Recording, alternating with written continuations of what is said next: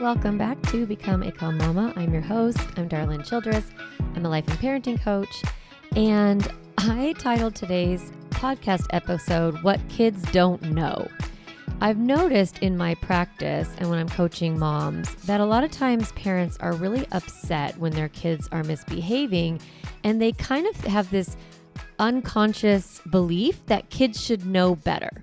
And that thought, kids should know better, can really lead us to feeling very upset and annoyed by our children's behavior. And I wanted to have an episode that really was about what kids don't know so that you wouldn't have so many expectations about them knowing better.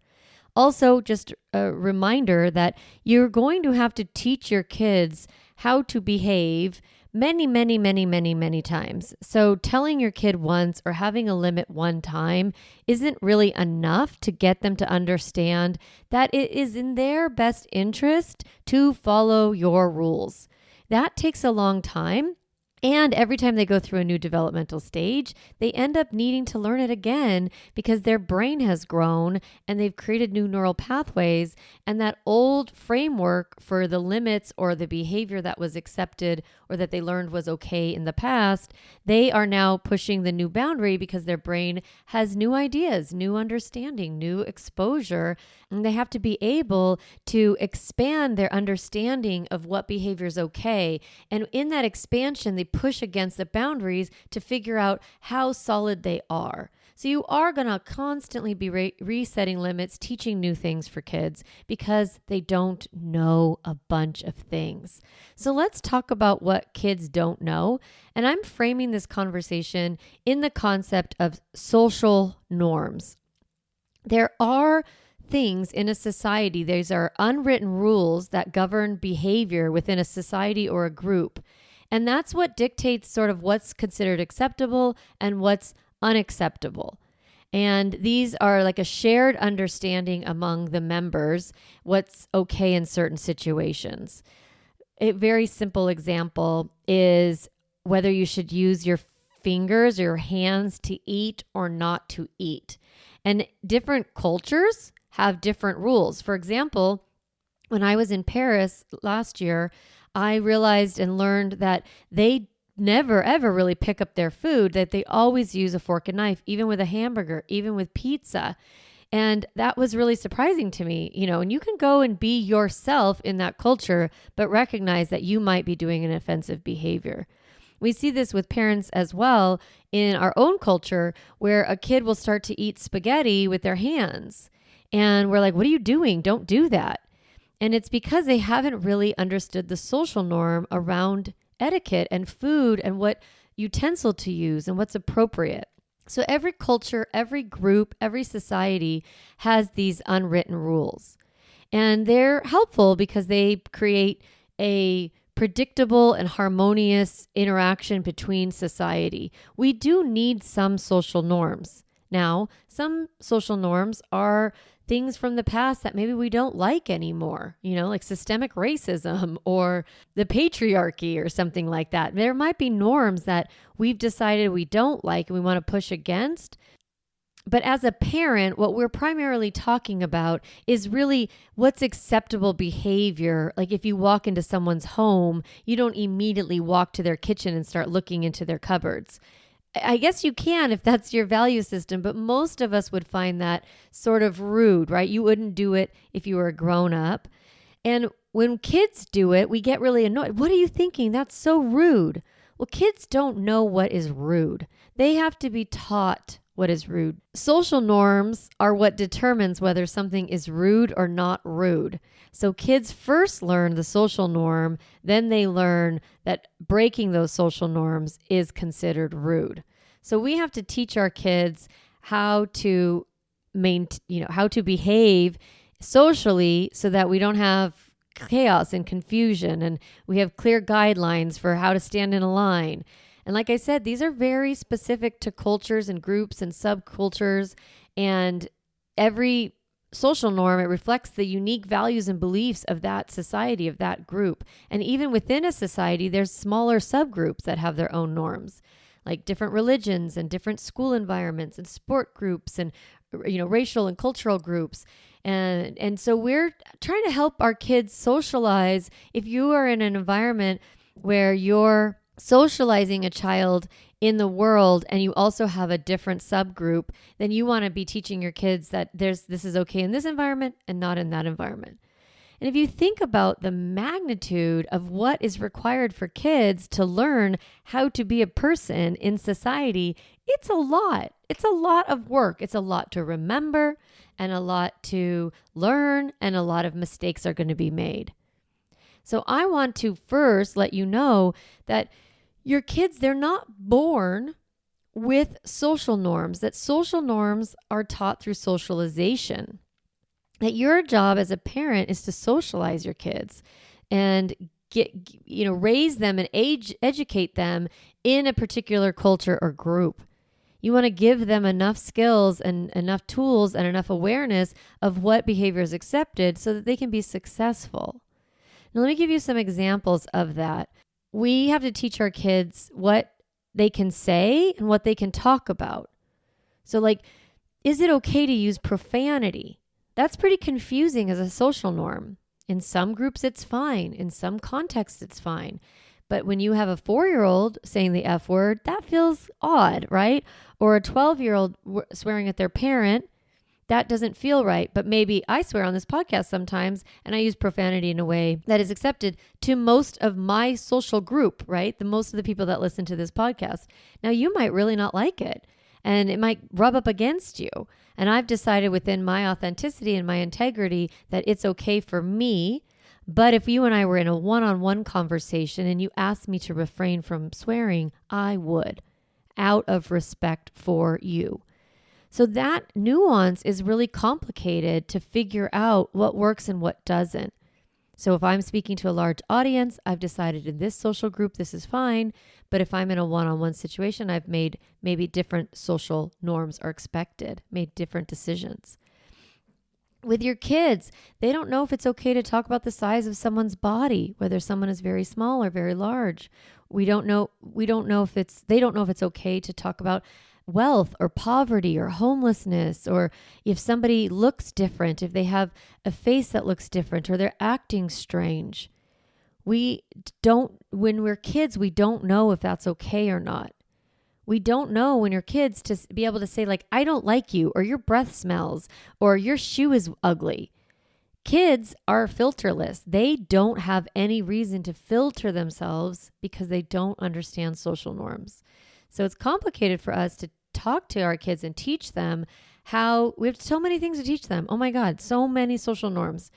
And it's helpful in a society if other people in your social group are also giving some feedback to your kids. We've moved away from this in parenting quite a bit, where parenting is almost in a silo and we don't want anybody else to talk about how our kids behave. We get really self-conscious and worried about it. And it's because we're afraid our kids will feel shame. I'm going to talk about shame towards the end of this episode. It can be helpful if you and your friends are all together at your house and all the kids are together and one of your kids is jumping off of the furniture. It can be helpful and also a little bit of a relief for the other parent if you go over and say, hey, you know what? In our family, we don't jump on the furniture. Would you be willing to not jump on the couch, please? Or, oh, that's really, really loud. Ooh, can you use an inside voice, please? Having other adults correct behavior with love and kindness and respect is useful for kids to learn social norms at a faster rate. And it can be helpful for them to hear it from different adults and different perspectives. Now, what happens to moms and dads is when their kids are being corrected, it's very easy to think that they are correcting you as a parent, that they're judging your parenting, that they're thinking bad thoughts about you. Maybe they are, I don't know. But we've moved away from just having other adults say, hey, cut it out. That's not cool. Stop. That's where aunts and uncles can be really helpful. Older cousins, different people in your life, babysitters, things like that. We talked about it in the Working Moms podcast, having other voices in your kid's life who are teaching them social norms is helpful. Of course, we want our kids to be protected from being told that they are a bad kid We never want to tell our children that they are bad or they are rude or they are mean. That is assigning something to their character, their personality. That's kind of a hardwired judgment. I would rather someone say, hey, that behavior doesn't work, and really separate the child from the behavior. Kids have a lot of trouble separating themselves from their behavior. They don't know how to metacognate in that way. They are who they are. They are how they act in their minds. So it's really important for us to say, I understand that you didn't know that. Like, it's okay. It's okay to make mistakes. It's okay to learn. It's okay to not know how rules work in different families. It's okay not to know how the rules work at the park. You're little, you're growing, you're learning. Really validating them as a person and validating the fact that they are young and it's okay to be immature. So there's so many different social norms, how we greet each other, how we show affection, whether it's okay to kiss on the lips or not on the lips. Is it okay to wear your pajamas to school? Can you wear a costume to religious services? Can you wear flip-flops in the snow, right? There's social norms, and then there's also physical things our kids don't understand, like weather and time and money, and there's just a lot that kids don't know. As parents, one of our primary jobs is to socialize our kids, and I want to help you become okay with their immaturity.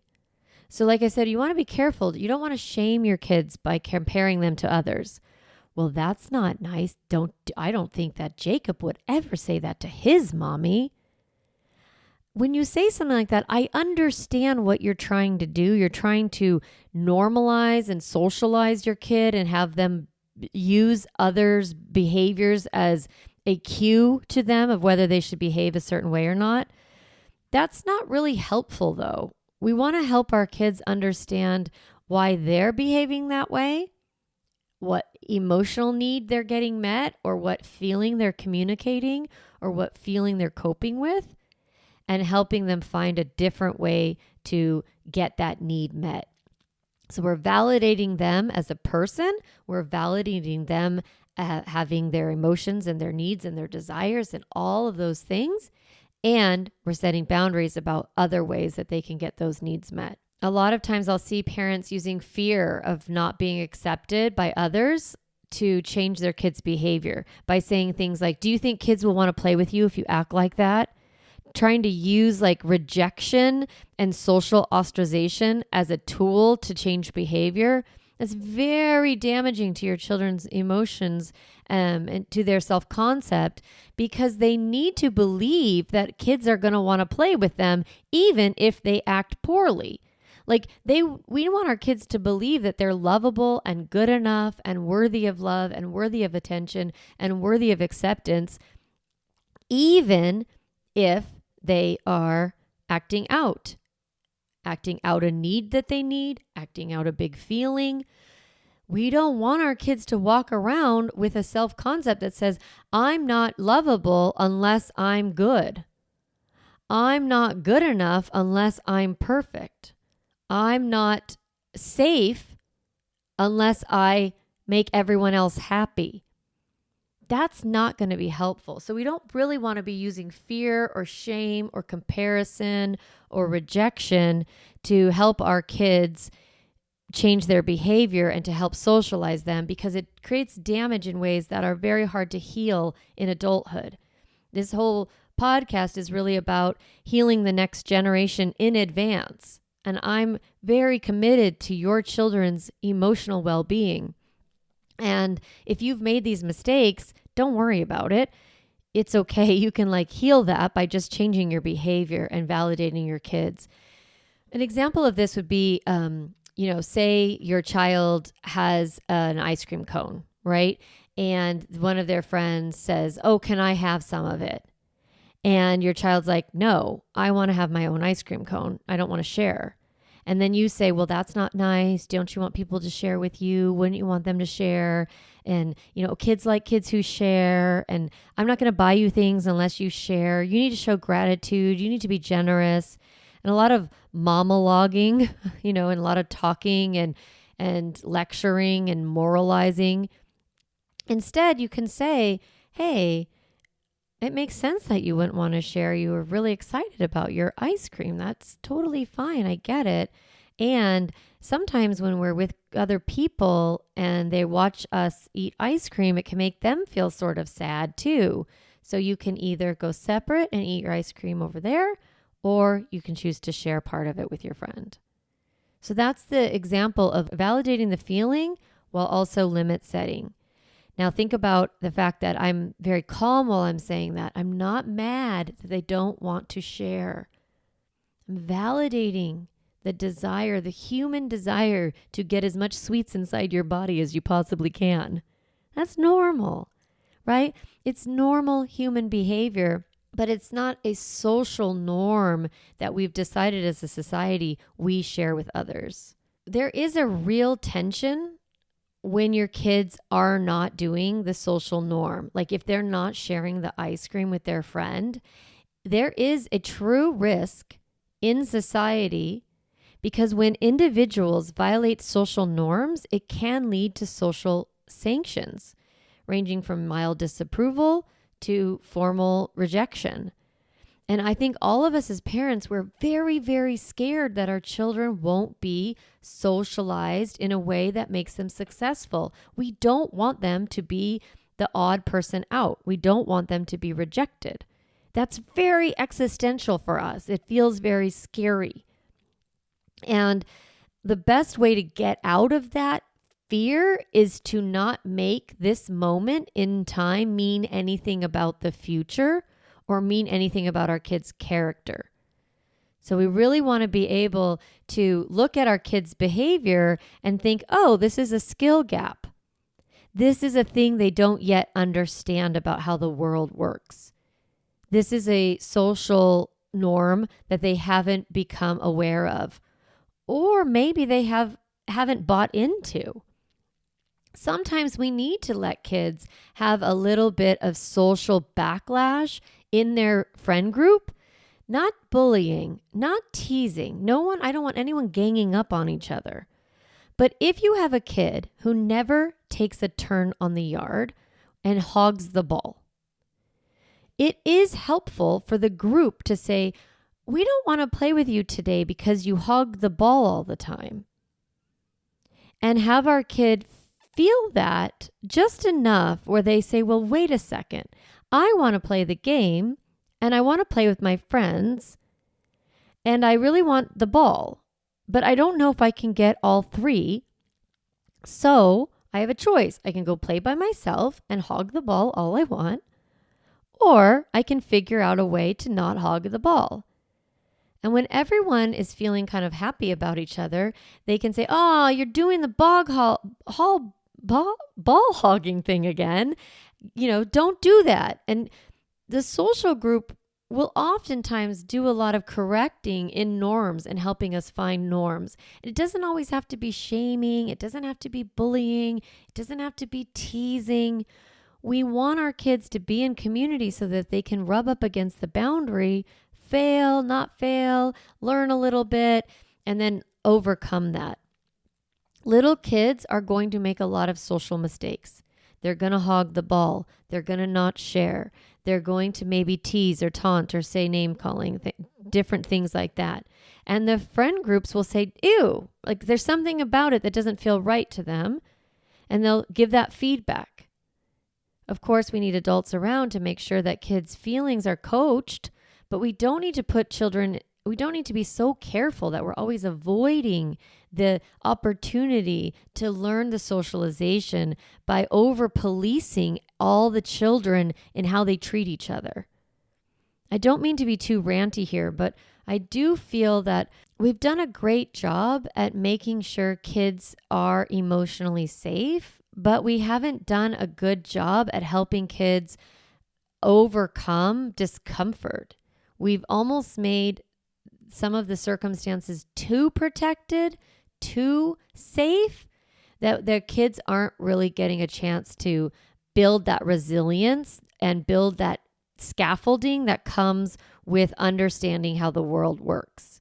You don't understand how the world works if the world is always changing for you. Does that make sense? I hope so. So your job as a parent is to socialize your kids, right? You want to give them a basic understanding of what works in the world and then give them tools to manage themselves because we want our kids to be successful in society. But at the same time, the tension for us is that we want our kids to also have their core needs, that core need of attachment and their core need of authenticity to be met.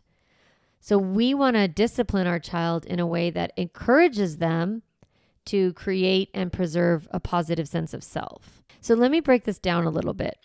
On one hand, we have the social norms, right? Be nice, be smart, be athletic, be attractive, be helpful, be likable, care about others, don't hurt others. Those are like the social norms. But then we also have some social values, or maybe they're your own personal values, of be unique, be creative, be yourself, be authentic. Take care of yourself, prioritize yourself, express your needs, express your feelings. Now, what if you have a child who expresses their feelings, which is really expressing their thoughts of, I don't like you, or you have a stinky breath? Well, that's their authentic expression, right? That's their thought and feeling coming out. They're using their words, right? They're saying the thing. And we know that that has an impact on others. And that might create social problems if they continue that behavior. So the idea here is to validate, yes, you get to have your feelings and you get to have your thoughts about someone's stinky breath. But in the world, a lot of people will find that not kind if you say that they have stinky breath. Not everything that you think and feel needs to be expressed, especially if it's an opinion about someone else. If it's an opinion about yourself, that makes perfect sense. But if it's an opinion about someone else and someone else's behavior, only if it's affecting you. We want to talk about how we think and feel about ourselves and our experience. So you're kind of giving your kids the nuance of it. The tension is true. You want your kids to socialize while also being their authentic self. So the only thing we need to be worried about here is that we don't want to have our kids believe that they can only be loved if they suppress their authentic self. We just want to give our kids better ways to express their authentic self in ways that don't hurt others. But they're going to have to hurt others in order to understand that those strategies don't work. So we don't need to over-police kids. We need to let them try it out. Try to express your feelings. Try to express your thoughts. Try to express your desires and see what happens. And then if they are out of bounds socially, we're going to give them a limit and we're going to give them an opportunity to correct or fix their mistake.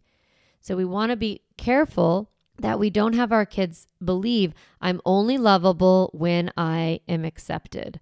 I'm only safe when I act like the world wants me to act. We want them to believe I am lovable even when I make mistakes.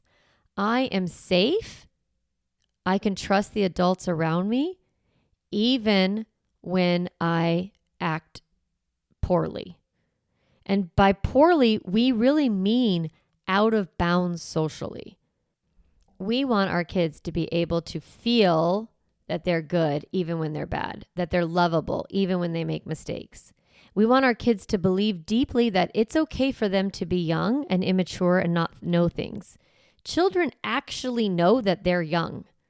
They know that they're little. Like they look at adults and they know they're not adults. They look at you driving a car and they know they don't know how to drive a car when they're young. They look at you using your ATM card and they know that they don't quite know what that is. They don't know how it works. They don't really understand time. They don't understand a lot of things. They know that. They're okay with being young. But then when they act young and they act immature and they're being socially sanctioned by you, that feels very, very scary for them. It feels very unsettling. That creates a sense of shame and a sense of, disconnection, right? We don't want kids to think that they're only good and lovable and acceptable when they act a certain way.